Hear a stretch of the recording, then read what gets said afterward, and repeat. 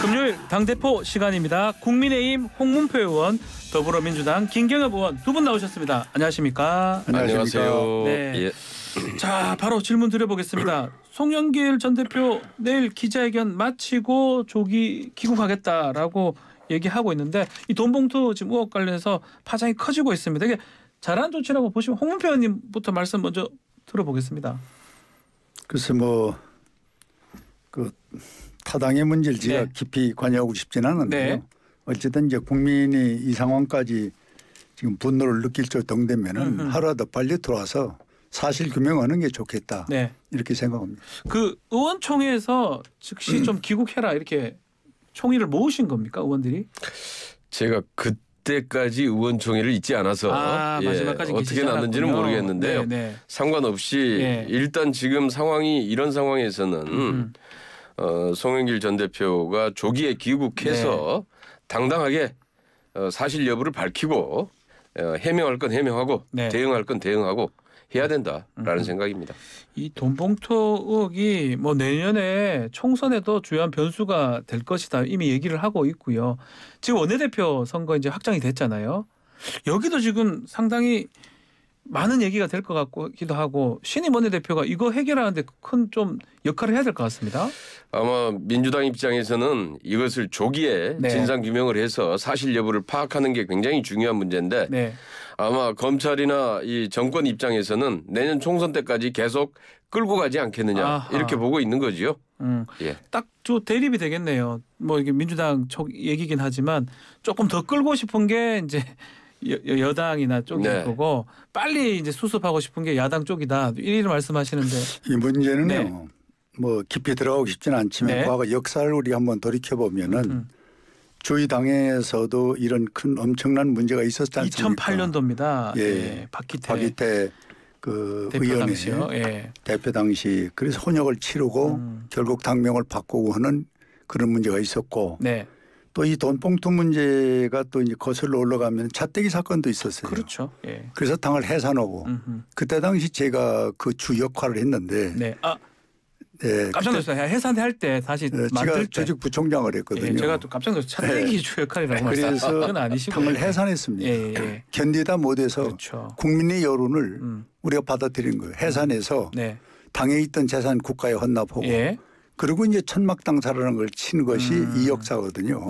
누구보다도 저는 이 문제를 그때와 지금과 비교해 보면은 이게 이제 뭐 양파 껍질처럼 하나하나 이제 현실로 드러나고 또 이번 이제 송영길 대표가 들어와서 이 문제가 전모가 더 깊이 나오게 되면은 저는 당을 해산해야 돼요. 해산할 정도의 중대한 사안이다. 그렇죠. 지난번에도 내 이 자리에서 얘기를 했는데 이걸 어물어물하고 변명식으로 가면은 이거 국민이 용서 안 합니다. 또 과거에 이런 제가 말씀드린 그런 역사가 있었기 때문에 그래서 이 돈봉투 전당대회 사건은 진짜 민주당에서 좀 타당해지면은 그냥 적당히 얼버무리고 무슨 뭐 검찰이 뭐 시기 조절을 해서 뭐 발표하고 조사하고 이렇게 얼버무리고 넘어갈 일은 아니다. 이렇게 지적을 합니다. 이게 같은 맥락인지는 모르겠지만 4.19 대통령 기념사에서 뭐 사기꾼 뭐 이런 돈 얘기가 나왔습니다. 혹시 이런 얘기가 일각에서는 검찰에 대한 어떤 메시지 가이드라인 아니냐 이런 얘기도 있는 것 같습니다. 수사 열심히 해라. 그렇게 보이죠. 그리고 대통령까지 나서서 이걸 정쟁으로 몰고 가겠다. 4.19까지 여기에 이용하겠다라고 하는 건데 4.19의 민주주의 혁명을 모독하는 얘기라고 생각합니다. 적어도 대통령의 용어는 아니고요. 4.19의 의미, 중요성 이런 것들을 강조해야 될 자리에서 이것을 야당 공격에 또 하나의 소재로 사용했다는 면에서 대통령으로서의 자격이 의심되는 문제다라고 생각합니다. 해산 얘기하는데 어떻습니까? 새누리당 한나라당 그래서 다 바뀌었어요. 문제는 지금 이제 진상이 명확히 밝혀지는 게 중요하고요. 아까도 말씀드렸지만은 이게 지금 녹취록이 지금 이미 검찰에서 녹취록을 입수하고 분석한 게 작년입니다. 그런데 이게 왜 이렇게 이제 와서 이게 터졌느냐? 이거부터 문제인데 문제는 일단 터진 이상에는 우리 당의 입장에서도 명확하게 이 부분에 대해서는 진상규명을 해야 되고 당에서 만약에 여기에 대해서 책임을 져야 될 사람은 분명하게 책임을 물어야 되고 당에서는 원칙적으로 이건 단호하게 처리를 해야 된다라고 생각을 하고 있고요. 예. 그리고 그런 데 있어서 추호도 변화는 없을 거고 문제는 뭐 이제 나중에 결과가 나와봐야 되겠지만은 그게 실질적으로 뭐 당명 하나 바꾼다고 해결될 게 아니잖아요. 실질적으로 당이 얼마만큼 시스템으로 다시 한번 정비하고 혁신하느냐의 문제이겠죠. 네. 알겠습니다. 국민의힘은 지금 좀 문제점이 되는 게 징계 얘기가 계속 나오고 있거든요. 김재원 최고 같은 경우는 제주에 가서 좀 발언 좀 사과했어요. 4.3 격 이 얘기하는 거 당내 분위기 좀 어떻습니까? 징계 지금 윤리위가 본격 가동이 될 것 같은데 징계를 좀 하는 겁니까 최고위원들? 저는 이 부분은 뭐 제주도 광주 가서 네. 잘못된 걸 시인하고 용서를 빌고 네. 걸레로 닦는다고 해서 깨끗하게 닦아지겠습니까? 그렇습니까? 그래서 네. 한번 네. 잘못된 책임자 네. 지도부의 그 역할은 중대합니다. 중대한 것이다. 그래서 이 문제는 다음 주에 윤리위원회가 가동된다고 하니까 저는 지켜볼 뿐이고 거기에서 만약에 미흡하다든지 국민들이 저걸 처리라고 했냐 송방망이 이런 식의 반응이 나온다면은 이게 또 하나의 우리 국민의힘인 큰 악재로 전 나올 걸로 보기 때문에 지난번 중진 회의에서도 이 문제를 깊이 비공식적으로 논의한 바가 있는데 상당히 저는 일벌백계로 또 내년 선거가 있는 걸 의식 안 할 수 없잖아요. 그렇다면 확실하게 이 문제는 짚고 넘어가야 된다. 이렇게 생각합니다. 이준석 전 대표도 품위 유지 위반으로 징계를 당했었는데 당원권 정지 1년 받은 거잖아요. 만약 당원권 정지 1년이 나온 다음에 또 총선에 나갈 수가 없게 되는 거잖아요. 그렇게 속단할 수는 없는데 일단은 우리가 상식을 벗어난 아주 엄격한 잣대로 이 문제는 다뤄야 된다. 이렇게 다시 말씀을 드립니다. 알겠습니다. 자, 지금 인천에 지금 전세 사기 사건 지금 상당히 파장이 커지고 있고 전국적으로 지금 계속 일어나고 있습니다. 이 대응책을 갖고 일단은 여야가 조금 다른 것 같아요. 여야 얘기 한번 조금 입장 한번 들어보고 논의를 좀 이어갈 것 같은데 국민의힘 같은 경우는 우선 매수권을 좀 얘기하는 것 같고 민주당은 이게 보증금을 지원해주자 나중에 구상하더라도 이렇게 하는데 민주당 얘기부터 한번 들어볼까요? 우선 지금 이제 전세 사기 피해가 지금 급속히 전국으로 지금 확산되고 있는 상황인데 문제는 지금 민주당 안은 캠코가 보증금 채권을 우선 매입을 하고 그래서 보증금을 돌려주고 그다음에 그 주택에 대해서는 나중에 경매를 해서 돈을 회수하든지 아니면 공공임대로 활용을 하든지 이렇게 해서 활용을 해야 된다라는 입장이고요. 캠코가 다 그걸 좀 사야 된다. 보증금 채권을 매입하는 거죠. 그리고 우선 당장에 지금 길거리에 놔는 건 막아야 되기 때문에 그럴 거 아닙니까? 저 임차인이.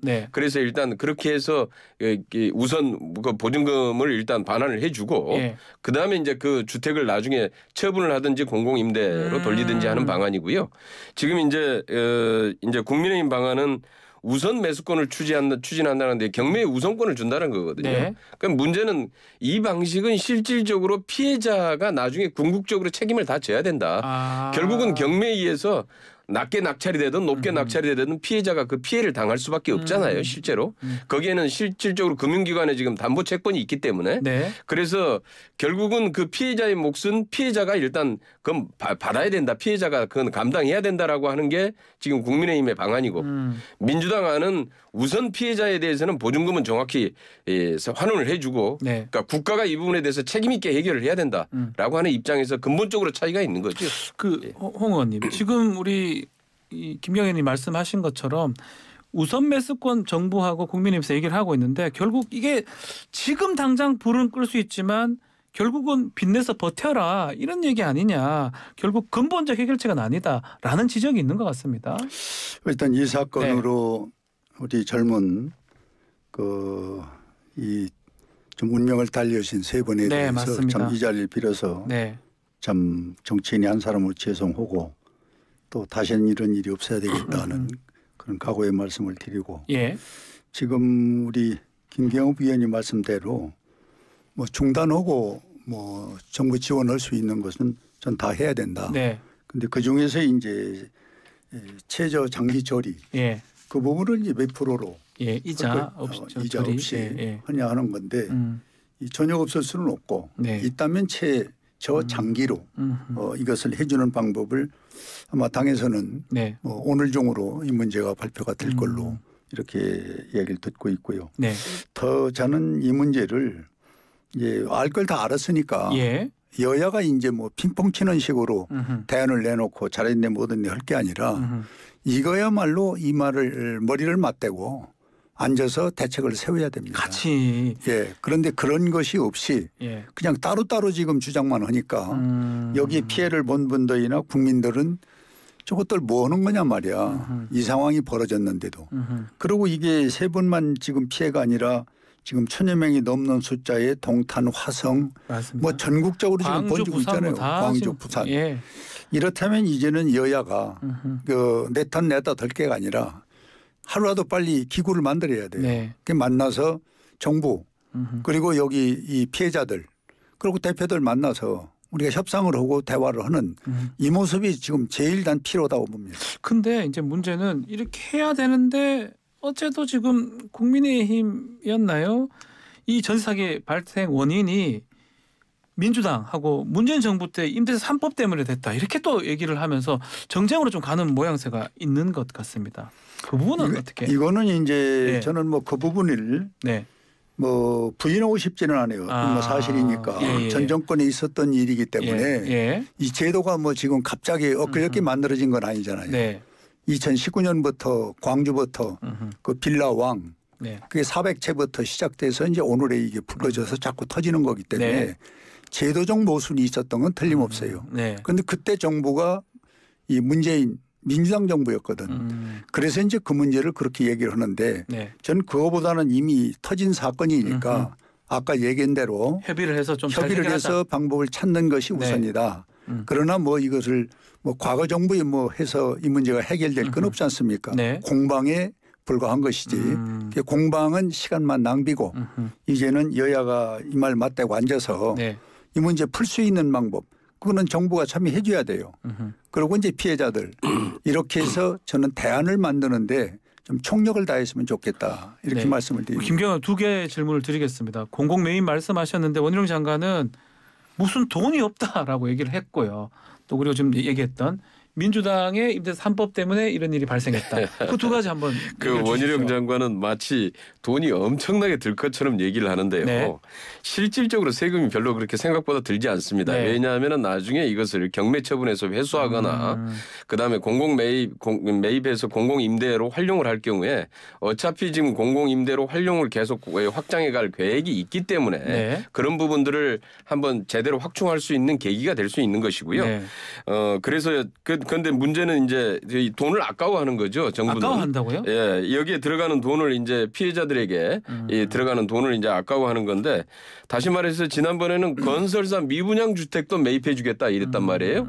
그리고 지난번 그 일본의 전범기업 배상금도 대신 갚아주고 구상권도 포기하는 마당에 거기에는 그냥 국민 세금 아깝지도 않게 그냥 팍팍 쓰면서 정작 이 사기 피해 당한 국민들에게는 돈을 아까워해서는 안 된다라는 생각이고요. 예. 일정 부분 돈이 들어가긴 들어갈 겁니다. 전혀 안 들어간다고 볼 수는 없고요. 네. 그러나 그렇게 생각보다 아까 얘기해서 회수 방안들이 있고 공공임대를 활용하는 방안들이 있기 때문에 생각보다 그렇게 큰 돈 들지 않는다라는 것이고요. 그다음에 하나는 임대차 3법 때문이다. 이거는 네. 그 집을 지은 건설업자 탓 안 하기 참 다행이다 이런 생각입니다. 이게 임대차 3법하고 무슨 상관이 있습니까? 지난번에 그 100분 토론에 나와가지고 저 여당 의원께서 뭐 저출산 원인도 임대차 3법 때문이다 이렇게 얘기하는 걸 들었는데 예. 갖다 붙일 때다 붙여야죠. 임대차 3법은 계약갱신 청구권 전월세 상한제, 전월세 신고제를 도입해가지고 실질적으로 임차료의 급등을 막고 임차인을 보호하는 법입니다. 실질적으로 이것 때문에 그나마 전세 사기가 덜 일어나게끔 막았던 면이 있는 거지. 이걸 가지고 그 원인으로 지적하는 것은 전혀 맞지도 않고 실제로 이건 가짜 뉴스고. 그야말로 허위선동이다 이런 생각이고요. 네. 전혀 상관이 없는 문제다. 예. 그래서 지금 정부에서는 지금 이런 걸 지금 갖다 이게 전 정부 탓 이게 또 하기 바쁜데 그냥 사건만 터지면은 전 정부 탓, 남 탓 하기 바쁜데 아까 우리 홍문표 의원님께서도 말씀을 하셨다시피 니 탓, 내 탓 할 때가 아니라 지금 이 사기 피해자들에 대한 대책 문제를 심각하게 지금 여야가 지금 협의를 해야 될 때다 이렇게 생각을 합니다. 자, 근데 문제는 이 문제를 제가 꼭 한 가지 말씀을 드리고 싶은 거는 이게 2019년에 광주의 그 빌라왕 그 400채 문제 났을 때 그때 민주당의 법률 지원단장 누굽니까? 양부남이라는 분이 양부남 지금 이걸 맡아서 그때 지원단장으로 했어요. 그때 지금이나 그때나 지금이나 똑같은 유형이거든요. 그럼 그때 지원단장을 했던 민주당의 이분이 이거를 지원하면서 나왔었던 문제점을 한 번이라도 당해서 이 문제 체크를 했다면 이건 막을 수도 있었던 겁니다. 아쉽다는 거네요. 진짜 이 부분은 그냥 아쉬웠는데 이게 이제 민주당이니까 또 과거 문재인 정부와 또 연결돼서 얘기를 할 수밖에 없는 거고 두 번째는 지금 최문순 씨 사건이 연루됐다는 거 아닙니까? 뭐 MOU 체결 2건에 여기 뭐 같이 또 여러 가지 법률적인 뭐 혜택을 준 부분 이런 것들 그리고 뭐 여기에 이제 잘 아시는 뭐 유력 정치인이 자, 뭐 그 있다. 얘기거든요. 이철규 사무총장하고 지금 원희룡 장관은 특별수사를 요청했다고 유력 정치인이 있다 민주당에 누굽니까? 아니 그래서 이름을 저도 확실하지 않아서 대충은 아십니까? 예, 대충은 뭐 들었습니다마는 다음 주 되면은 아마 이름이 나올 것 같더라고요. 그게 조심스러워서 얘기 못 꺼내는 것 같은데 이렇게 되면은 이 과거 문재인 대통령 때 상당한 능력이 있었고 또 힘이 있었던 분들이 여기 직간접으로 연루가 된 거 아니냐 이런 의혹을 갖는 거죠. 그런데 이 문제가 참 의혹에서 다음 주에 사실로 나오게 되면은 이건 걷잡을 수 없다고 봅니다. 그래서 실예로 제가 어제 강원도 지사와 통화를 해봤는데 이 최문순 이 지사가 먼저 이 MOU 체결하고 이 지원해 주기 위해서 이 개발을 하고 했었던 거 그 전부 중단했거든요. 그래서 많은 분들이 항의를 받고 곤욕을 치렀대요. 인수를 할 때 강원도. 그런데 지금 와서 보니까 이게 사실이니까 최근에 이제 많은 격려를 받고 있다고 이러는데 이렇게 진실이 왜곡됐다가 지금 와서 사실로 밝혀지면은 이 국민만 피곤하고 국민이 우롱당하는 거거든요. 그래서 이 부분은 나는 여야를 초월해서 이제는 뭐 동서남북 사방에서 터지니까 빨리 해결점을 찾는 그게 제일 급하다 이렇게 생각합니다. 민주당 유력 정치인. 주택 개발을 허가해 준 사람의 탓이다 이러면은 그 주택을 활용해서 실질적으로 전세 사기가 어떻게 일어났는지 원인을 정확히 봐야지요. 사실은 이제 금융기관의 그 담보 근저당권과 전세권 설정 사이에 시차 때문에 실질적으로 이 전세 사기가 발생할 수 있는 요인이 있는 거 아닙니까? 제도적으로. 그런데 이거를 갖다 처음에 그 저 주택 개발을 허가해 준 사람이 문제고 그다음 건설업자가 문제고 집 짓는 사람이 문제고 집을 지었기 때문에 문제라고 이런 식으로 몰아가는 것은 전혀 이거 정말 이건 선동이고요. 전혀 이런 부분하고 해당이 안 되고 문제는 이런 뭐 음모론 뭐 내지는 이런 게 아니라 민주당에 누군가가 어떤 부분에 대해서 책임을 져야 될 영역이 있으면은 그 부분을 명확하게 이름을 대고 밝혀야죠. 이렇게 사무총장이 또 원희룡 장관이 얘기하는 이렇게 애매하게 얘기하는 건 맞지 않다 이 말씀이신가요?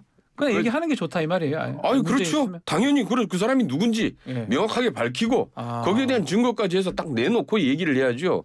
이게 무슨 뭐 슬슬 냄새만 핑기어서 야당 얼굴에 먹칠을 하겠다 이런 거 아니겠습니까? 야당 명예훼손성 이 부분에 대해서는 우리 당에서도 끝까지 명예훼손 민주당은 전혀 모릅니까 누군지? 전혀 모르죠. 전혀 국민의힘은 좀 알고 있는데 민주당 전혀 모르네요. 그러니까 누군지? 안다면 누군지 밝혀야 된다 이런 얘기입니다. 그리고 밝히지 않으면 당연히 당 차원에서는 명예훼손성으로 대응할 수밖에 없죠. 책임을 물어야죠. 이 부분에 대해서는. 현역은 아니겠죠. 알겠습니다. 더 질문 드리면 거기까지만 하시죠. 네, 알겠습니다. 어쨌든 뭐 확실한 거는 정말 당이 다 협력해서 이 전세 사기 사건 뭐 잘 좀 대응을 해야 하는 게 그거는 두 분이 의견이 일치하는 것 같습니다. 잘 좀 해결이 되기를 바라고 좀 전에 저희 관계 변호사랑 좀 인터뷰를 했었는데 그분들이 스스로 자책을 많이 한다고 그러거든요. 그러니까 본인들 잘못이 아니다. 이건 본인 잘못이 아니고 극단적 선택 그런 거 하면 안 된다. 왜냐하면 정부의 어떤 그거라든지 아니면 사기 친 사람들이 잘못한 거지 그분들이 잘못한 게 전혀 아니기 때문에 그렇죠. 예. 힘을 좀 내달라고 또 당부의 말씀을 그렇습니다. 주시더라고요. 알겠습니다. 자, 지금 외교 문제 좀 질문을 좀 드려보면 대통령이 지금 외신 인터뷰를 했었는데 뭐 우크라이나 살상 무기를 지원할 수 있다. 뭐 조건을 달긴 했습니다. 또 그리고 중국 관련된 발언도 지금 오늘 좀 계속 문제가 되고 있고요. 일단 홍 의원님 발언 어떻게 보셨습니까? 이거는 경제적 측면으로 보면은 뭐 문제 제기를 할 수가 있습니다. 그런데 경제와 안보 두 개를 놓고 어떤 걸 선택할 거냐. 전 이 시점에 지금 와 있다고 봅니다. 경제냐 안보냐. 그럼 두 마리를 다 잡으면 좋은데 그러지 못할 때에는 우리가 안보라는 사회적 국가적 안정이 안 되고 나서는 경제가 이룰 수 없는 것이다. 이렇게 보고 또 미국과의 이번 그 방문을 대통령께서 하시는 이 상황에서는 저는 이 대한민국이 우크라이나에 대한 인도적 지원 또 자유인권 보호라는 기본적 원칙은 우리나라가 지키는 것이 또 대통령이 이와 같은 이야기를 하는 것이 저는 잘못된 건 아니라고 봅니다.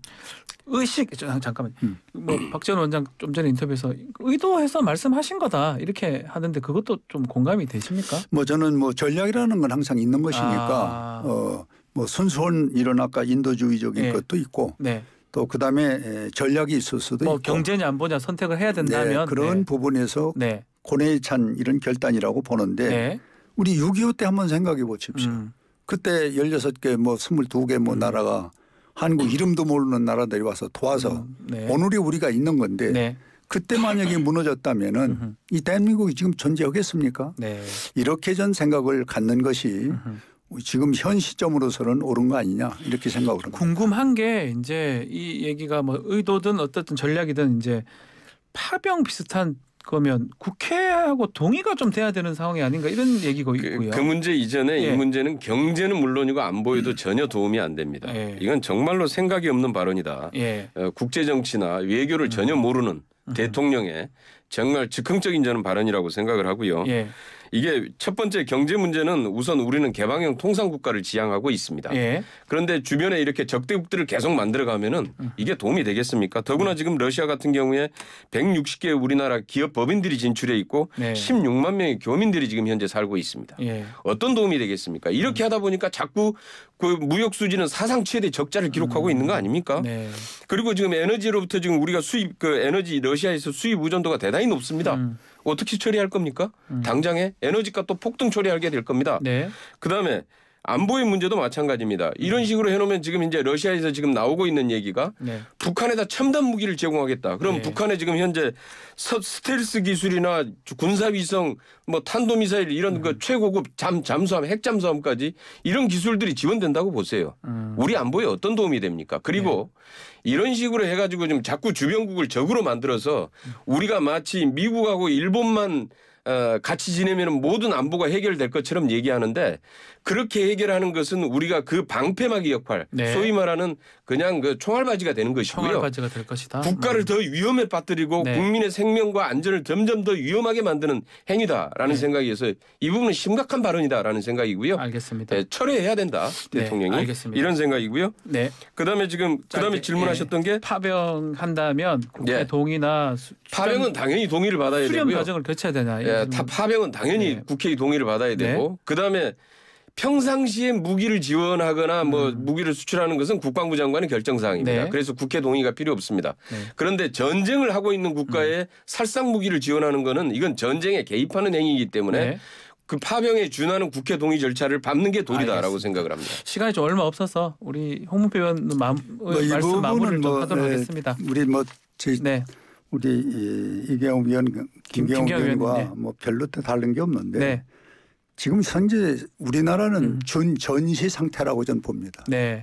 북한이 지금 하고 있는 경고망동 상태 묵과할 수 없잖아요. 그러면 이거를 지금 나중에 벌어지면 중국, 러시아가 우리 도와줍니까? 알겠습니다. 그렇게 바라봐야 된다? 그렇습니다. 알겠습니다. 준전시 상태다. 이때는 우리가 안보가 우선할 수밖에 없다. 알겠습니다. 자, 당대표 시간 다 돼서 여기서 마무리를 해야 될 것 같습니다. 홍문표, 김경우 의원 두 분 감사합니다. 네, 감사합니다.